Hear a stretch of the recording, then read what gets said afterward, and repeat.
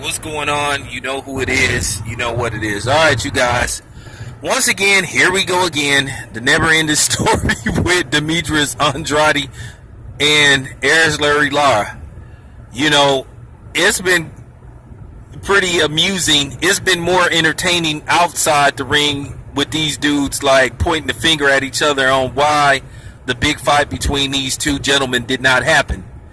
You know, and the funny part about it is I'm a fan of both these dudes. So if these dudes was to ever get it together, you know, and fight, I would be torn on who I would root for. But that's good for boxing. If you have two fighters that you like and you know it only can be one winner unless it's a draw, that's what makes boxing intriguing. If you get the fights that you want with two guys that you like a lot and that you admire as a fan of boxing. But apparently, all I've been seeing between these two gentlemen is a bunch of finger pointing. It's like, Lara's like, oh, it's his fault. He cashed himself out. Then you got Demetrius Andrade like, oh, it's his fault because he really didn't want to fight. I tried to make the fight. I want to make the fight. And he chose, you know, Jared Hurd over me. I understand that you want to unify the belts, but I'm going to talk about belts probably in the next video and why champions, or should I say championships, don't have much meaning anymore as it did like 20 years ago, 25 years ago. So I'll break that down in the next video. But I'm really like disappointed as a boxing fan that these two guys, they cannot get it together to where they can make the fight happen. This is a fan-friendly fight. This is a fight that anybody that's a fan of boxing would like to see based off both of these guys' style. I think it would be a great fight. You know, who I would pick to win, like I say, that is a toss-up. Because I could see either one of these guys winning this fight.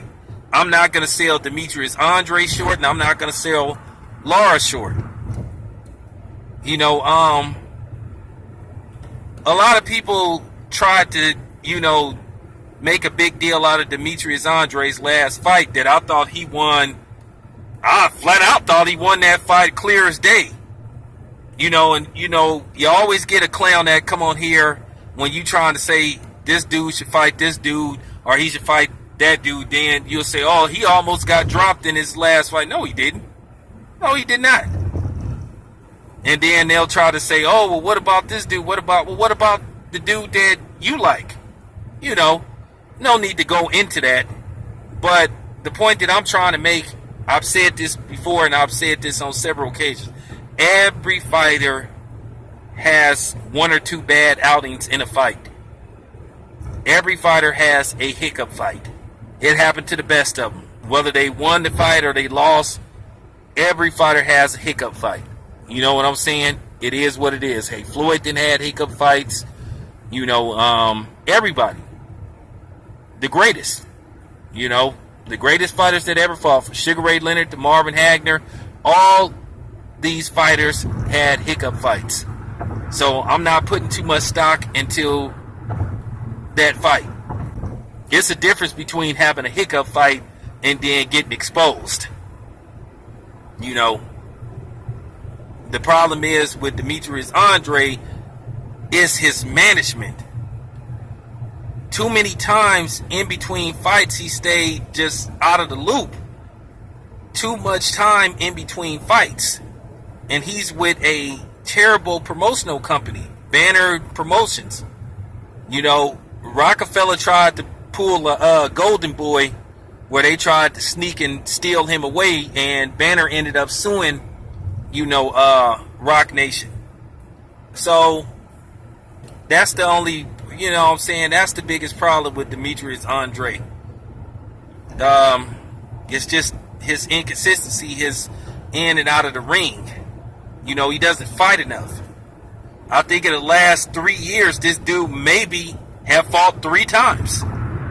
So that's a big problem. And he's one of the best 154 guys out there, but his inactivity is hurting him. And I think eventually it could cost him down the line. The dude needs to stay active. you know.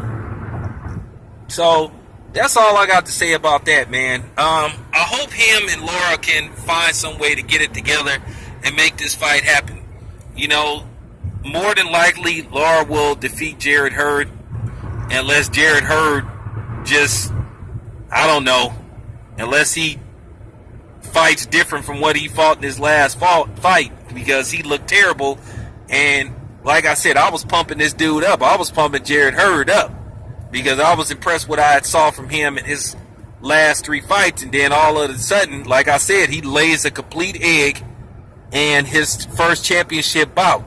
Now, he ends up winning the fight because Tony Harrison has such a terrible chin, but he was behind on the scorecards.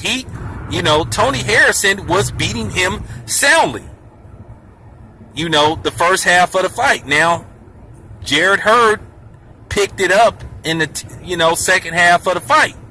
But, man, I'm serious. Tony Harrison was having his way with him. He was fighting terrible. I mean, the dude was trying to use the shoulder roll, didn't know how to use the shoulder roll correctly. So it just didn't work out for him. He looked bad. So anyway, we'll see what happens, man. Anyway, I'm out.